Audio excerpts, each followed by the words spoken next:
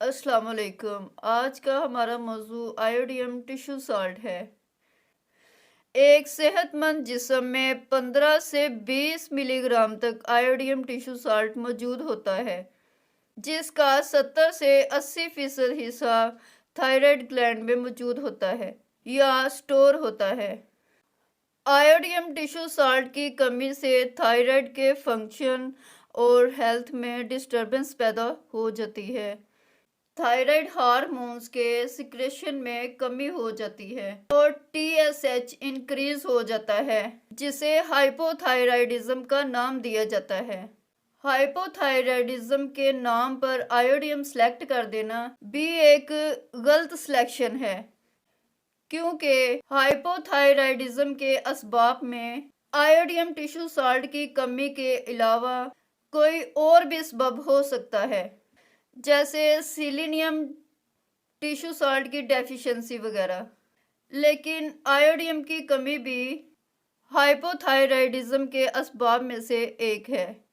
आयोडियम thyroxine और आयोडियोथायरोनाइन की production का सबब बनती है। आयोडियम टिश्यू साल्ट मेटाबॉलिज्म के अमल को फास्ट करता है। जिन खवातीन या मर्दों में मेटाबॉलिकल डिस्टरबेंस से फैट्स स्टोर होना शुरू हो जाते हैं, मोटापा पैदा हो जाता है, उनके लिए आयोडियम टिश्यू साल्ट सुपर इफेक्टिव दुआ है।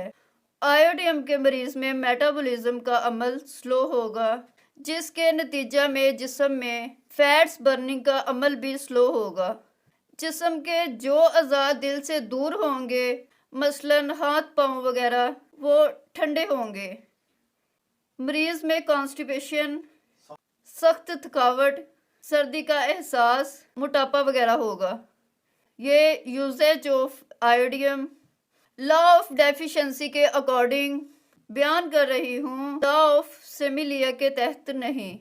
गाइटर में आयोडियम इस्तेमाल की जाती है। आयोडियम के मरीज की हार्ट बीट स्लो होती है, स्किन ड्राई होती है, डिप्रेशन और बालों का गिरना आम पाया जाता है। आयोडियम की कमी से ब्रेन बहुत हद तक मुतासिर हो जाता है। सेरोटोनिन और डोपामाइन मूड और इमोशन को रेगुलेट करने में इन्वॉल्व होते हैं। आयोडियम की कमी से दोनों न्यूरोट्रांसमीटर्स का लेवल लो हो जाता है। ब्रेन की डेवलपमेंट के लिए भी आयोडियम बहुत ज़रूरी टिश्यू साल्ट है।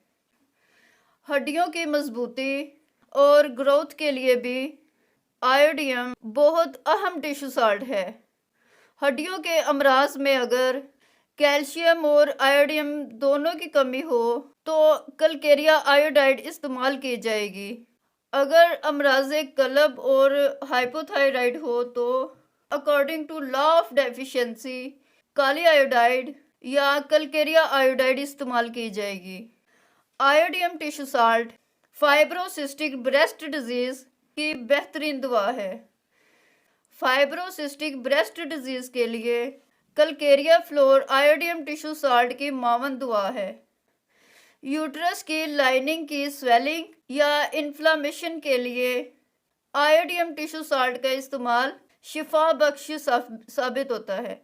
Iodium tissue salt under active thyroid की पेशेंट्स की इनफर्टिलिटी में इस्तेमाल होने वाला टिश्यू साल्ट है। जिस्म में गोश्त या चर्बी की गिल्टियों के रुझान को कम करने वाला टिश्यू साल्ट है। आयोडियम लो पोटेंसी में एस्ट्रोजन रिसेप्टर्स को स्टिमुलेट करता है। इरेगुलर और हैवी पीरियड्स में मुफीद है। आयोडियम के मरीज को सर्दी या ठंड का एहसास बहुत ज़्यादा होता है, क्योंकि जिस्म में एनर्जी कम होती है। पोटेंसी सिलेक्शन के मुतालिक एक अलग से वीडियो दरकार है, लेकिन यहाँ पर सिर्फ इतना कहना चाहूँगी, मर्ज जितना क्रॉनिक होगा मरीज की कुव्वत जाज़बा उतनी ही कम होगी। कुव्वत मुदाफ़त और कुव्वत जाज़बा ये अलग अलग कुव्वतें हैं। कुव्वत जाज़बा जब कम हो तो मेडिसिन इंतहाई लतीफ़ मिकदार में देनी चाहिए। कुव्वत जाज़बा फास्ट होने की सूरत में मेडिसिन लो पोटेंसी में देनी चाहिए।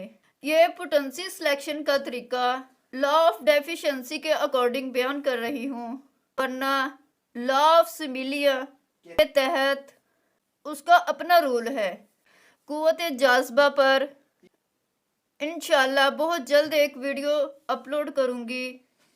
आपसे गुजारिश है कि अगर चैनल को सब्सक्राइब नहीं किया तो सब्सक्राइब कर लें ताकि हर वीडियो का नोटिफिकेशन आपको बर वक्त वसूल हो।